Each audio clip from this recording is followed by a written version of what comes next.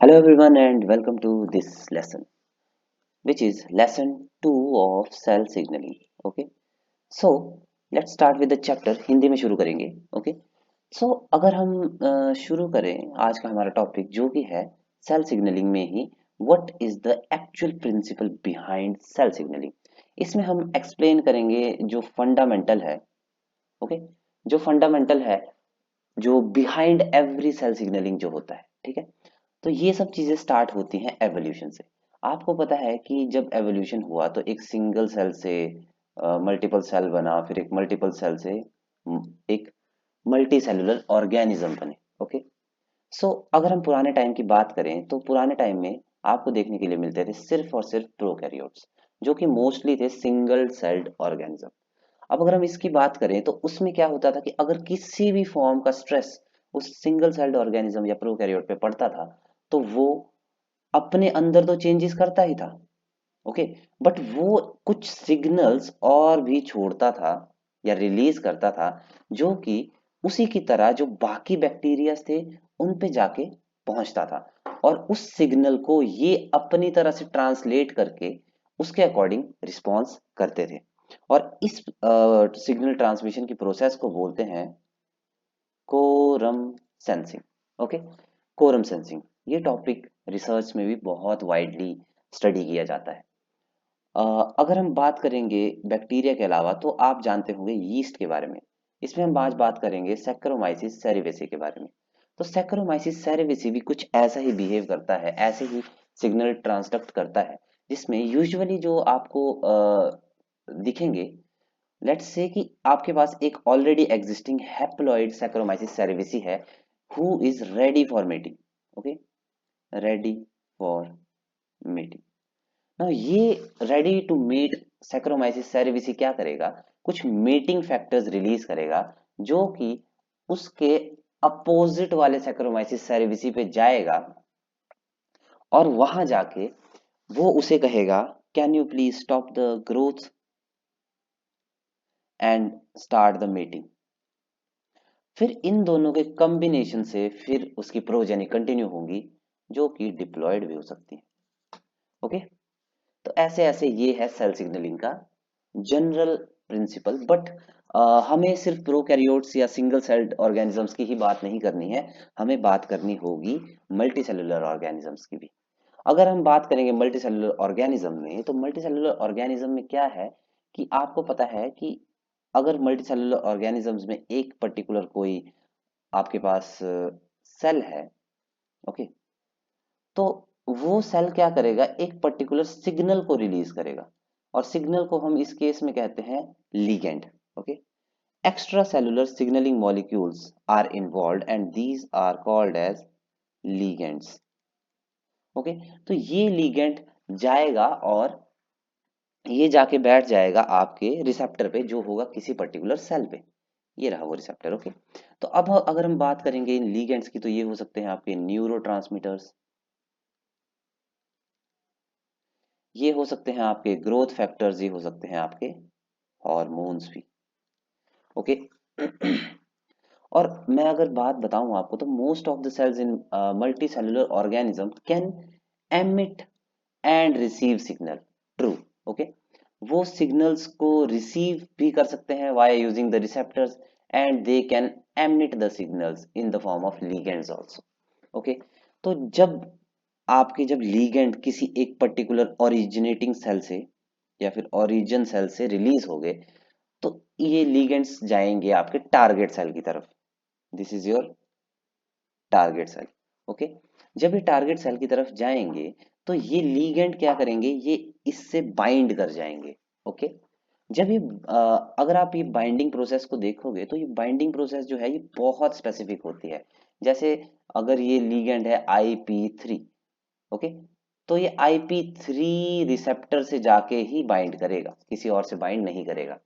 हालांकि अलग अलग पाथवेज के अकॉर्डिंग ये कुछ और भी हो सकता है. जैसे यहाँ पे तो IP3 रिसेप्टर मैंने लिख दिया, पर हो सकता है जी प्रोटीन कपल रिसेप्टर पे जाके बाइंड करे अगर सेल के बाहर है तो. ठीक है, और मतलब जैसे ही वो बाइंड करेगा तो सपोज यहाँ पे वो बाइंड किया था. ओके, तो वो रिसेप्टर्स में कुछ चेंजेस करेगा. ओके। अब क्या क्या चेंजेस कर सकता है? चेंजेस वो कुछ ऐसे कर सकता है कि हो सकता है फॉस्फोराइलेशन वहां पे हो जाए, या फिर फॉस्फेट का रिलीज हो जाए, फॉस्फेट एक्सेप्ट कर ले, या अगर वो नहीं होगा तो ये क्या करेगा, ये रिसेप्टर्स और लीगैंड की बाइंडिंग, लीगैंड और रिसेप्टर की बाइंडिंग से क्या होगा कि जो आपके सेकंड मैसेंजर है, प्लीज इस टर्म को याद रखना, सेकंड मैसेंजर, सेकंड मैसेंजर्स जो हैं वो रिलीज हो जाएंगे। अब मैं आपको बता दूं कि जो आपके लीगेंड्स हैं, अगर मैं कहूं कि दिस इज योर लीगेंड, तो इसको हम कहेंगे फर्स्ट मैसेंजर। ओके। और ये जो आपके इसके बाद रिलीज हुए सेकंड मैसेंजर्स, ये कुछ और हैं। ओके। अब मैं अगर आपको कहूं कि ये ऐसा है, तो आप प्लीज इस टर्मिनोलॉजी का ध्यान रखिए कि ये सेकंड ही कहेंगे, इसको सेकेंडरी या फिर इसको प्राइमरी नहीं कहेंगे, इसको फर्स्ट, लिगेंड को फर्स्ट, और रिसेप्टर और लिगेंड की बाइंडिंग के बाद जो रिलीज हुआ उसको कहेंगे हम सेकंड मैसेंजर। अगर हम बात करेंगे सेकंड मैसेंजर की, तो ये अलग अलग तरह के हो सकते हैं, जैसे सी ए एम पीज भी आपके सेकंड मैसेंजर्स हो सकते हैं, आपके कैल्शियम 2 पॉजिटिव आयंस भी सेकंड मैसेंजर्स हो सकते हैं, IP3 भी हो सकते हैं, और DAGs भी आपके सेकंड मैसेंजर्स हो सकते हैं।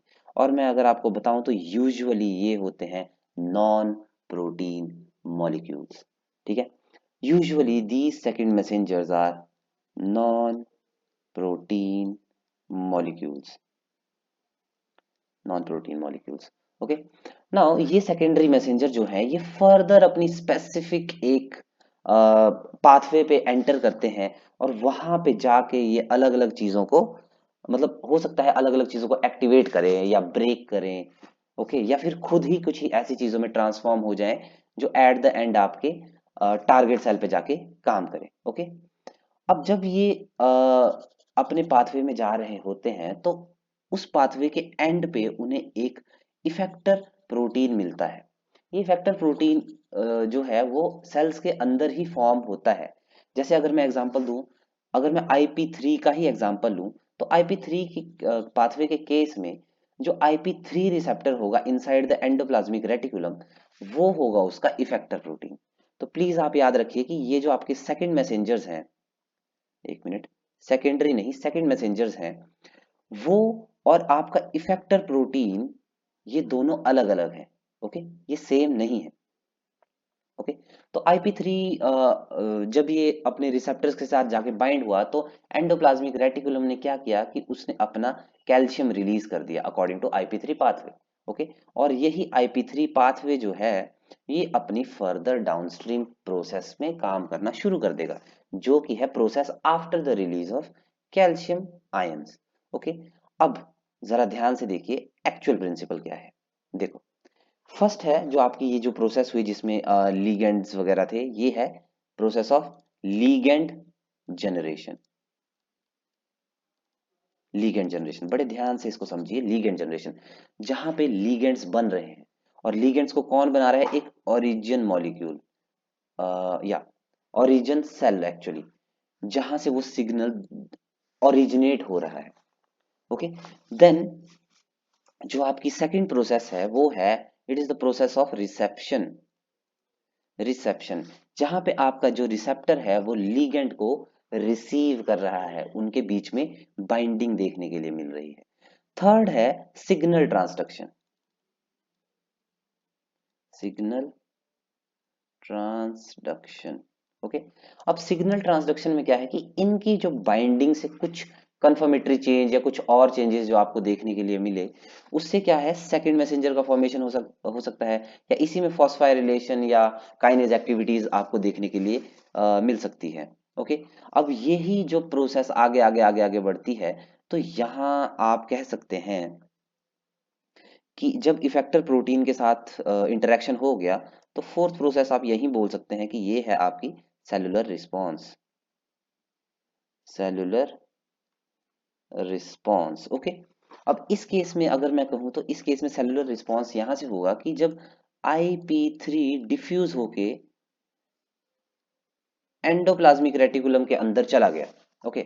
डिफ्यूज होके इसके अंदर चला गया, वहां पे उसने इंटरेक्ट किया IP3 रिसेप्टर से, IP3 रिसेप्टर से, और इसकी वजह से क्या हुआ, जो कैल्शियम 2 पॉजिटिव उसके अंदर थे वो निकल गए, और ये अपनी डाउनस्ट्रीम प्रोसेस में चले गए। ओके, ये था आपका फोर्थ रिस्पॉन्स। अब इसी के साथ आप एक और चीज ध्यान रखिए, फिफ्थ पॉइंट जो है टर्मिनेशन ऑफ सिग्नल।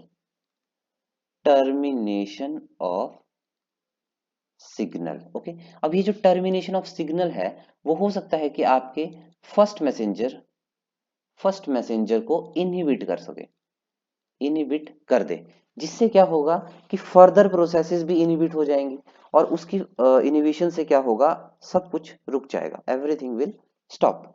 ओके, अभी जरूरी नहीं कि ये फर्स्ट मैसेंजर को ही जाके इनहिबिट करे। अगर एक पर्टिकुलर अमाउंट ऑफ रिस्पॉन्स हमें मिल गया तो हो सकता है कि ये सेकंड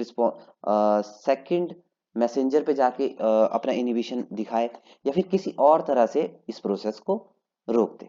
तो ये 5 पॉइंट अगर आप ध्यान रखोगे तो ये 5 पॉइंट कलेक्टिवली बनाएंगे the principle behind cell signalling.